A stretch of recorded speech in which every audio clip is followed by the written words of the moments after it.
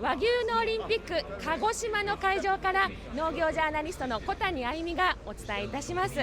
ここからは農林中金総合研究所食農リサーチ部副部長の長谷川康生さんとお届けいたします。長谷川さん、いよいよこの全国和牛能力共進会審査がこの会場で始まるんですね。そうですね。よろしくお願いします。よろしくお願いします。こちらね、牛舎のエリアにやってきました。長谷川さん、はい、和牛っていうのはだいたい30ヶ月、2年半育つまでにかかるということですけれども、これはどういうふうに生産パートが分かれてるんでしょうか。黒毛和種の場合についてですけども、子牛はですね、出生してから3ヶ月後に離乳します。そして10ヶ月後前後まではですね、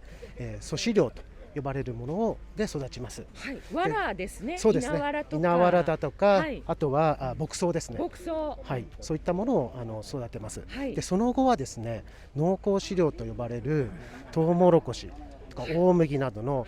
タンパク質だとか、炭水化物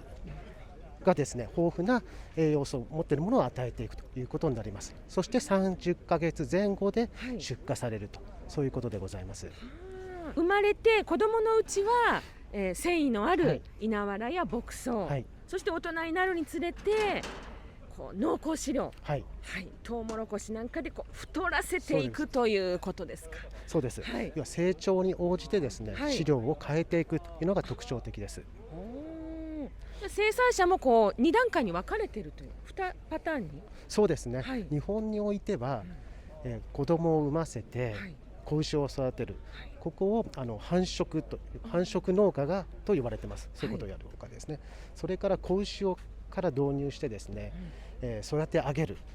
これを肥育農家と呼んでございます。で同じ農家が繁殖と肥育を行うケースもあるんですけども、大規模農家を中心にあるんですけども、これはごく一部の方にとどまっておりまして、繁殖と肥育っていうのは分かれて分業でやっていくというのが日本のやり方です。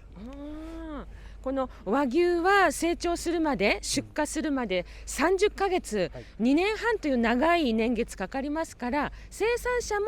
前半の担当と後半の担当と分かれているということですね。それはですね、繁殖というのは、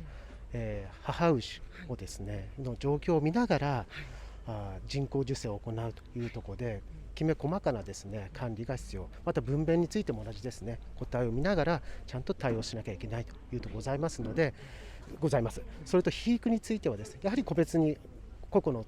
牛を見ながらですね、増体を確認しながら餌を変えていくということになりますので、全く技術が違うというところで、こういった分業が行われていると、そういうことでございます。